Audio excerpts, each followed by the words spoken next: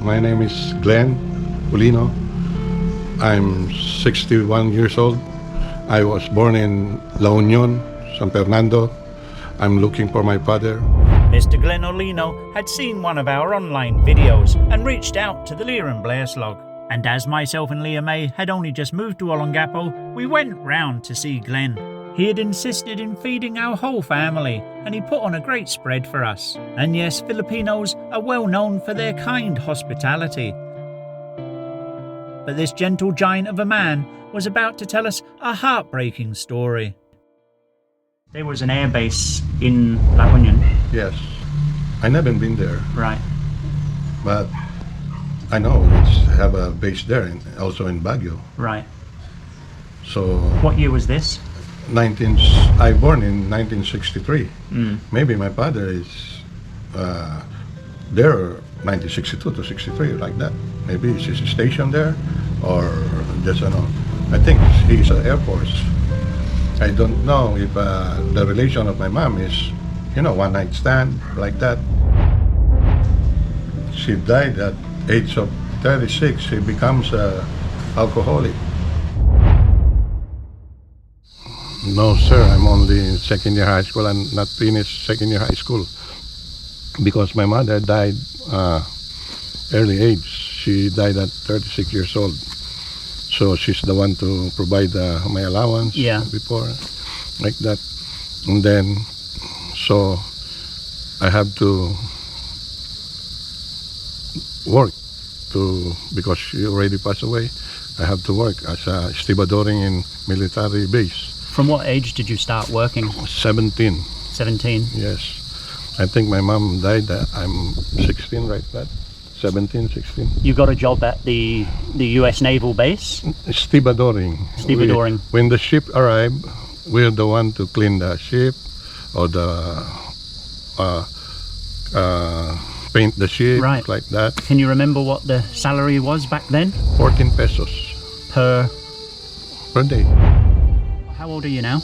I'm 61, running 62. Mm-hmm. Do you think that your father's still alive?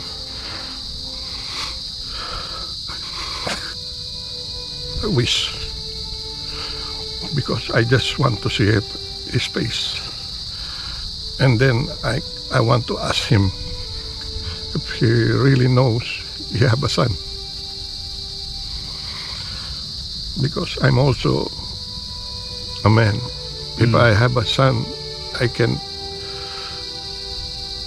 if I know I have a son at my girlfriend, I have to let him know that I love her.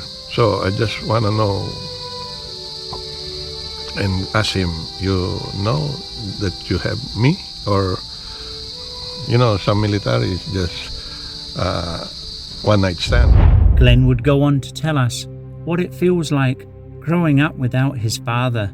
And it's always so easy for one of us to comment and say, why would you be looking for your father? He doesn't love you. Your mother never said anything to you that could give you any clues, any information about your father? No. So it was probably not a long relationship that she had with your father? Yeah, I think maybe she worked at the beer garden as a waitress. That's all I know. She passed away at 36? 36 years old. Of natural or something, an accident? No. She become an alcoholic. He have a kidney failure and then heart trouble. Yes. So from your teenage years, it was very tough for you. Yes. You didn't know your father. Yes. Your mother had passed away. You needed to work. You needed to find a job to bring in some money. Yes, to survive. You were working at the base, stevedoring, 14 pesos per day. Yes. 2 daughters yourself now. How old are they? It's 28 and 29. And you're married, so you know what it's like to have been a father and to raise your children. Yes. Sometimes, sir, I have to tell you this. Sometimes when I'm alone, when I age of 25, 26, it's difficult for me. I didn't know my tears already falling. when I'm alone and then I'm drinking, some ano, I'm still hoping for my father. And then I can find him. And then my tears is falling always when I'm thinking of my father. Even I saw his picture. It's okay.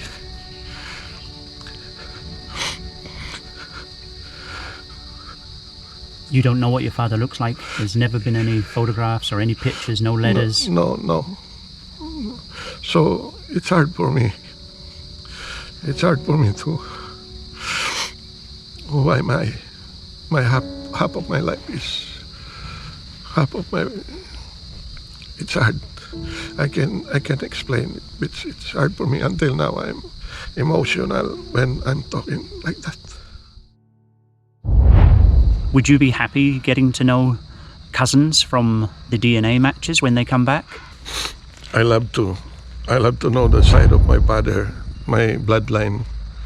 I want to know if I have a sister with my father or brother with my father or cousin or the relative of father's side. I love to, because I'm alone. I'm an only son of my mother, and then I have a half sister.